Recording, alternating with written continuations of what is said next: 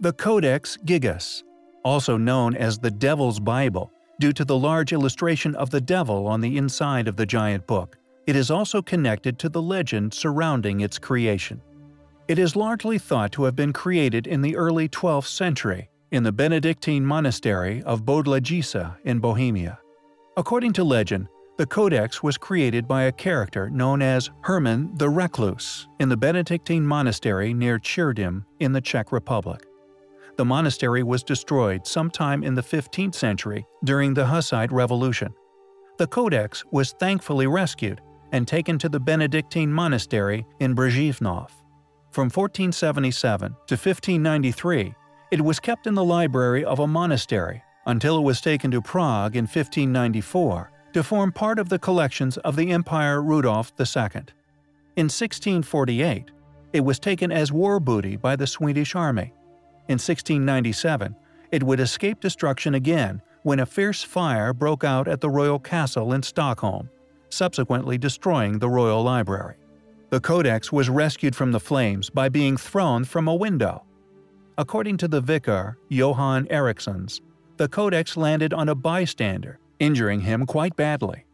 In September 2007, after 359 years of changing hands in numerous ways, the Codex Gigas was returned to the National Library in Stockholm. But what makes the Codex particularly special and worthy of further investigation are the characteristics within the writings of this enormous book, which astonishingly support the story of it being created in just one sitting. A National Geographic documentary included interviews with manuscript experts who argued that certain evidence, in particular the handwriting analysis and the long-standing credit to Herman Inclusus, aka Herman the Recluse, indicate the manuscript was indeed, somehow, the work of just one scribe. According to the historical legend, which was already academically recorded by the Middle Age, the scribe was a monk who broke his monastic vows and was sentenced to be walled up alive. In order to avoid this harsh penalty, he promised to create, in one night, a book to glorify the monastery forever. This book would include all human knowledge. Near midnight, he became sure that he could not complete this task alone, so he made a special prayer, not addressed to God, but to the fallen angel Lucifer, asking him to help finish the book in exchange for the monk's soul. The devil would accept this deal. Completing the rest of the manuscript, the monk would add the devil's picture out of gratitude for his help.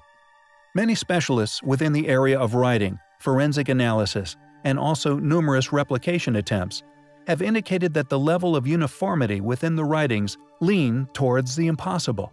Not only does it strongly indicate that the book was created in just one sitting, but is perfectly scribed throughout, a feat considered to be beyond that of human capabilities. The analysis also shown that the writings alone, if written by one person, would take over 5 years to complete, with the additional illustrations adding another 20.